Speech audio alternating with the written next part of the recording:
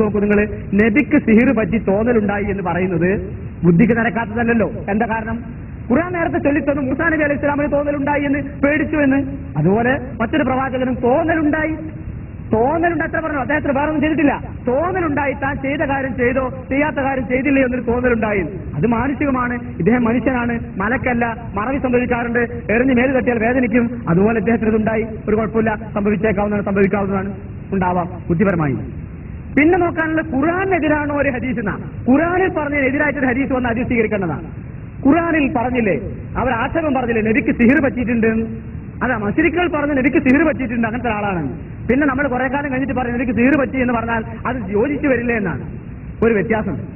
Mecca മുശ്രിക്കുകൾ നബി സല്ലല്ലാഹു അലൈഹി വസല്ലമയെ പറ്റി സിഹിർ പറ്റി എന്ന് പറഞ്ഞത് മക്ക ജീവിത കാലഘട്ടത്തിലാണ്. ഈ സംഭവം നടക്കുന്നത് മദീനയിൽ വെച്ചാണ്. എന്ന് വെച്ചാൽ നബിയെ പറ്റി സാഹിർ എന്നോ ഖുർആനെ പറ്റി സിഹിർ എന്ന ആക്ഷേപം ഒരു മുശ്രിക്കും പറയാതെ അതൊക്കെ അവസാനിപ്പിച്ച ഒരു കാലഘട്ടം. അങ്ങനെ ഉണ്ടല്ലോ, ചില ആക്ഷേപം ചില ആളുകൾക്ക് നേരെ ഉന്നയിച്ചിട്ട് പിന്നെ ആക്ഷേപിക്കുന്നവരെന്ന് നിർത്തുന്നത്. അതേമാതിരി ഇപ്പോൾ ഈ സംഭവം നടക്കുന്ന കാലഘട്ടത്തിൽ മക്കം ഫത്ത് അടക്കമുള്ള വിജയങ്ങളൊക്കെ കഴിഞ്ഞ കാലഘട്ടത്തിൽ നബിയെ പറ്റി ഒരാൾ പോലും സാഹിറാന്ന് പറയുന്നില്ല, നബിക്ക് സിഹിർ പറ്റിയെന്ന് ആക്ഷേപിക്കുന്നില്ല, ഖുർആനെ പറ്റി ആരും സിഹിറെന്ന് പറയാത്തൊരു കാലഘട്ടത്തിൽ ലേശം മണിക്കൂറുകൾ നേരം നബിക്കൊരു തോന്നൽ പോലെ ഉണ്ടായി എങ്കിൽ അത് ഖുർആനെതിരാവുന്നില്ല. ഇനി നോക്കാനുള്ളത് വഹിയിൽ വല്ല തകരാറും തെറ്റും വരില്ലേന്നാ. അത് റബ്ബ് കാത്തിട്ടുണ്ടല്ലോ, നീ ധൃതിപ്പെടേണ്ടതില്ല. ഇന്ന അലൈന ജംഅഹു വ ഖുർആന ഫൈദാ ഖറൈനാഹു ഫത്തബിഅ ഖുർആന സുമ്മ ഇന്ന അലൈന ബയാന. നീ എന്തിനാ നാവിട്ട് ചലിപ്പിക്കുന്നത് വഹി വേഗം പഠിക്കാൻ വേണ്ടി?